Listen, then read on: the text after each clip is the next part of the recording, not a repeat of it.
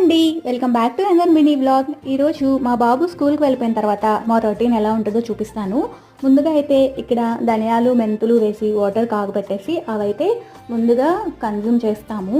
Maximum times recent టైమ్స్లో తాగట్లేదు, మళ్ళీ start చేసామన్నమాట.